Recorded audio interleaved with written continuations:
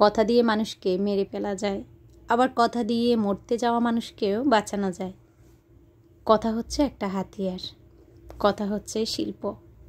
কথা বলতে শিখুন, কথা শুনতে শিখুন, কথার মাধ্যমে ভালোবাসা ছড়িয়ে দিন।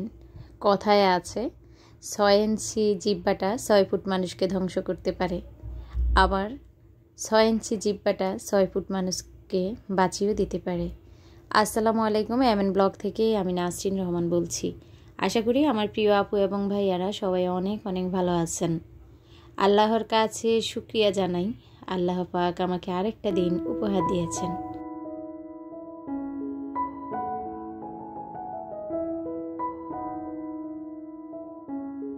পেট যতদিন আছে খাবার তো খেতেই হবে, আর সেই খাবার খেতে হলে প্রতিদিন সকালে দৌড়ঝাঁপ মারতে হয় আর কি।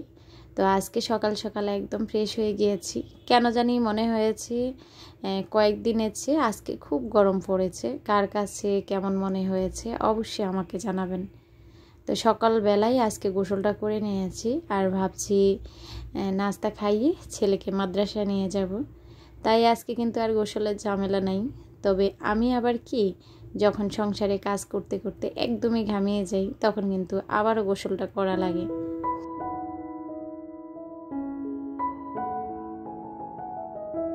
যাই হোক, এখানে আমি ডিম সিদ্ধ বসিয়েছিলাম, নিয়ে আজকে একটা ডিম সিদ্ধ খাইয়ে দিয়ে তারপর ওকে আজকে নুডলস রান্না করে দিয়েছি, সেটা ভিডিও করে নিই। তো নুডলস আর একটা ডিম ওকে আমি টিফিন হিসেবে দিয়েছি।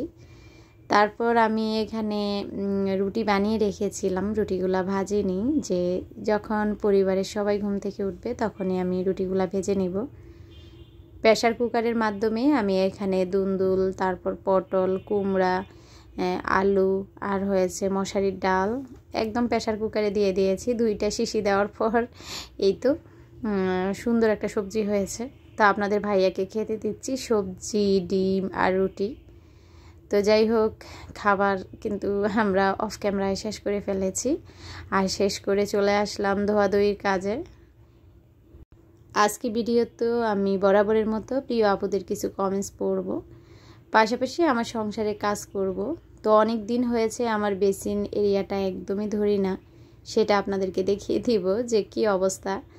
তো আসলে সংসারে কাজ যেহেতু আমি একা হাতেই করি, তার জন্য এক এক দিন এক এক সাইড আমার গুছাতে হয়। তো এক সাইড দেখা যায় একদিন গুছালাম, এটা আরও 2 দিন ধরা হয় না।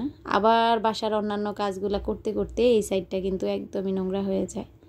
তো এখানে দেখাচ্ছি আপনাদেরকে, এই প্লেটটা কিন্তু আমি সাধারণ যে নস্তিগুলা সেগুলো দিয়ে ধুয়েছি, তাতে কিন্তু যে হলুদ ভাবটা সেটা একদমই যায়নি। আর এই তো আমার সেই ম্যাজিকওয়ালা ব্রাশটা ভিতরে আমি লিকুইড ঢুকে নিলাম, আর দেখেন এভাবে ঘষে নিচ্ছি।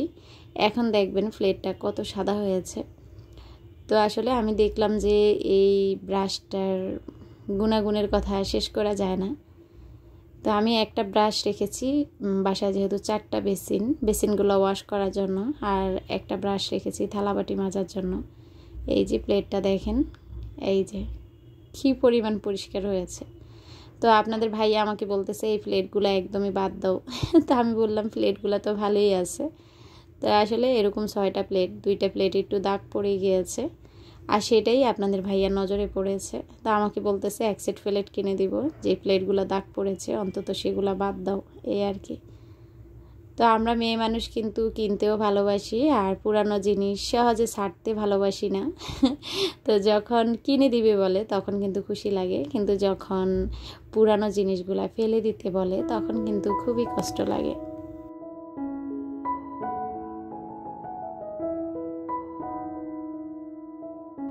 যাই হোক, কথা বলতে বলতে কিন্তু দেখেন আমার থালা বাসন সব রাখারাখি শেষ। এখন আমি চলে এসেছি, আমি এখানে আজকে গাছ লাগাবো।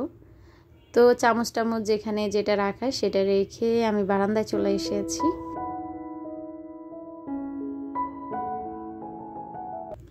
আমার গত ভিডিওতে বাংলাদেশি ব্লগার দীপ্তি আপু আমাকে কমেন্টস করেছে যে আপু তোমার বড় যে টপটা সেটা কত টাকা।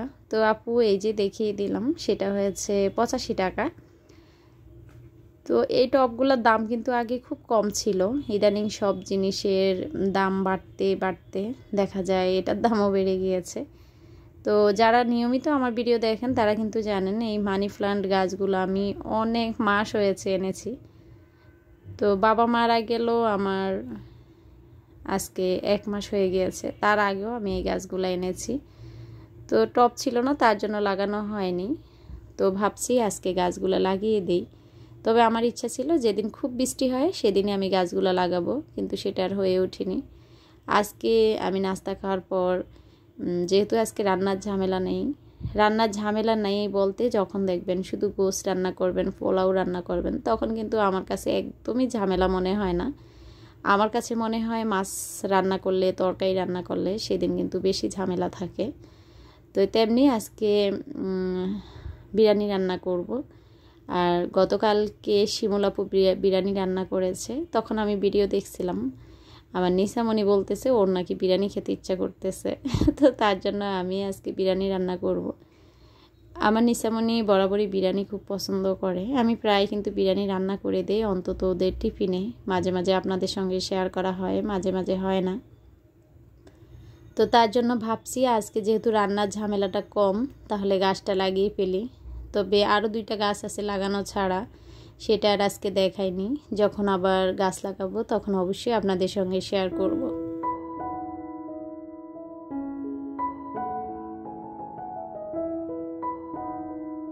গাছ আমি খুব ভালোবাসি, তাই গাছ লাগাতেও আমার ভালো লাগে। তো সব সময় আমি বলি, অনেক আপুরা বলেন যে আপু গাছ লাগালে মরে যায়, হয় না। তো আপনারা দেখেছেন আমি গাছটা কিভাবে লাগিয়েছি।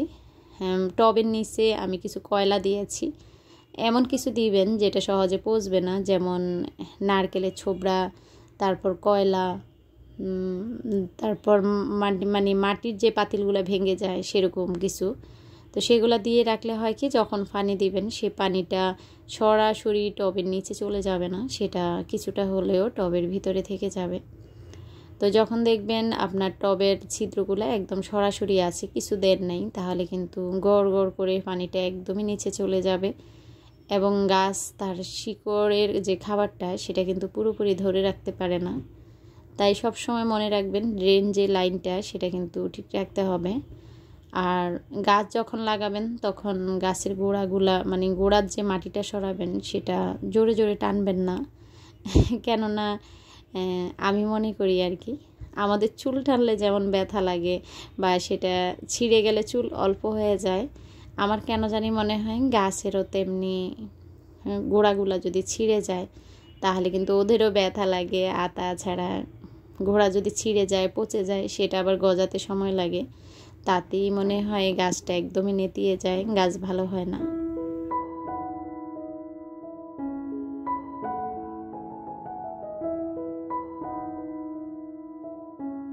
আপনাদের সাথে কথা বলতে আমার গাছ লাগানো হয়ে গিয়েছে।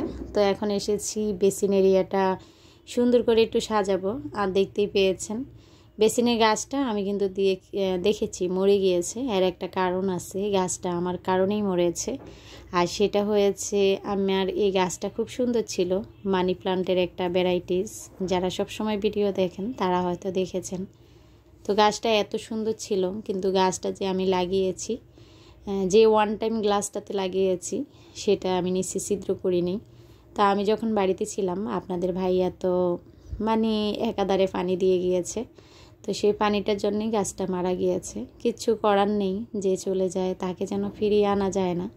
তেমনি সব কটা জিনিসই যখন আমাদের হাতের নাগাল হয়ে যায়, আমাদের কাছ থেকে চলে যায়, তখন কিন্তু সেটা কখনো ফিরিয়ে আনা সম্ভব না।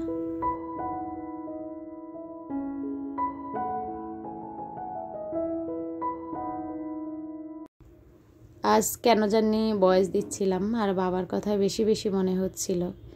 কেননা এই গাছটা দেখে আরও বেশি মনে হচ্ছিল যে আমি যখন ছিলাম না এখানে, যত্ন অবহেলায় আমার গাছটা মরেছে। তো তখন আমার বাবাকে দেখতে গিয়েছিলাম। তা আমার কেন জানি আজকে বারবার শুধু বাবার কথাই বেশি মনে পড়েছে। সবাই দোয়া করবেন আমার বাবার জন্য, আল্লাহ যেন আমার বাবাকে ব্যস্ত নসিব করে। সব কিছু ভালোই চলছে বা সব কিছু চলতেছে, কিন্তু যখন মনে পড়ে যে আমার বাবা এই পৃথিবীতে নেই, তখন জানেন না পৃথিবীর সব কিছু মনে হয় অন্ধকার হয়ে যায়। যাই হোক, যখনই বাবার কথা মনে পড়ে ইমোশনাল হয়ে পড়ি। ক্ষমা সুন্দর দৃষ্টিতে দেখবেন। তো এখানে আমি কিভাবে বিরিয়ানি রান্না করি সেটাই শেয়ার করতেছি। এখানে কাঠবাদাম, কাজু বাদাম, চীনা বাদাম একসাথে বেটেছিলাম, সেটা দিয়ে দিলাম। আর এখানে একটু আদা রসুন দিয়েছি, তারপর বেরেস্তা করে রেখেছিলাম সেটা দিয়েছি, মরিচের গুঁড়া দিয়েছি, লবণ দিয়েছি, আর দিয়ে দিলাম প্যাকেট রাঁধুনি যে বিরিয়ানি মশলাটা সেটা। তো আমি সবসময় রোস্ট মশলা এবং বিরিয়ানি রান্না করার সময় রাঁধুনির প্যাকেট তো সবসময় বাজার করার সময় নিয়ে আসা হয়, সেটা দিয়ে দিই। সেটার ফ্লেভারটা একটু অন্যরকম। তো ঘরে টক দই নেই, সেটা টক দই দিব না, তো এই জন্য একটু লেবু আর একটু গুঁড়া দুধ ইউজ করবো এখানে। তো আমি কিন্তু গুঁড়া দুধ দিতে ভুলে গিয়েছিলাম, পরবর্তীতে দিয়ে কিন্তু আমি মিক্স করে রেখেছিলাম। তারপর এই তো আমি বেরেস্তার যে তেলটা সেটাও কিন্তু দিয়েছি, আর এইভাবে তেল দিয়েছি। তো সেটা দিয়ে আবার আমার একটা স্পেশাল মশলা বানানো আছে, সেটাও দিয়ে দিয়েছিলাম। তো সব মিলিয়ে আমি এটা মেরিনেট করে রেখেছি, আর আপনাদেরকে দেখাচ্ছি মেরিনেট করার পর এটা কত সুন্দর হয়েছে, মনে হয় এমনিতেই খাওয়া যাবে।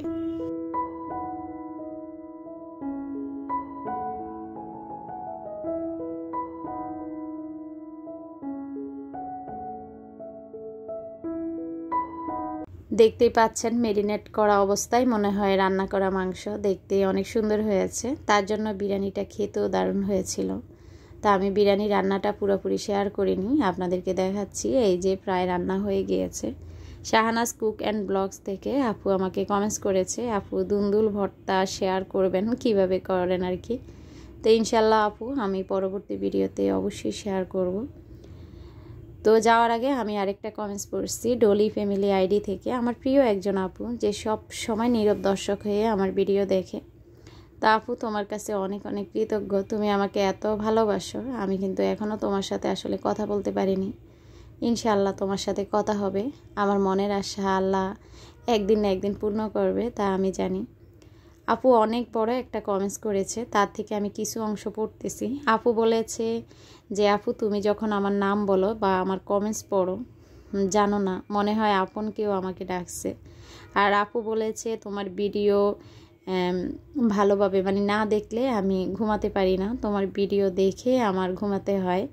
তো কালকে 2:30 রাত্রে আপু আমার ভিডিও দেখছে। আপুর কমেন্টসটা দেখে আমি বুঝতে পারছি যে রাত্রে কয়টা বাজে আপু আমার ভিডিও দেখেছে। তো এত পরিমাণ ভালোবাসা পেয়ে ইউটিউবে এসে আসলে আমি ধন্য। আল্লাহ পাকের কাছে শুকরিয়া যে আল্লাহ পাক আমাকে এত বড় একটা পরিবার দিয়েছে। সেই পরিবারের ভালোবাসা যেন আমি সব সময় ধরে রাখতে পারি। আপনারা আমার জন্য দোয়া করবেন। তো এই তো বিরিয়ানি রান্নাটা দারুণ হয়েছিল, নিজে খেয়ে নিজেই বলছি, আসলে আমি বলিনি, সবাই আজকে 10-এ 10 দিয়েছে। তো নিজেও খেয়ে নিচ্ছি, আপনাদেরকে তো আর খাওয়াতে পারবো না। সবাই ভালো থাকবেন, সুস্থ থাকবেন। আল্লাহ হাফিজ, আসসালামু আলাইকুম।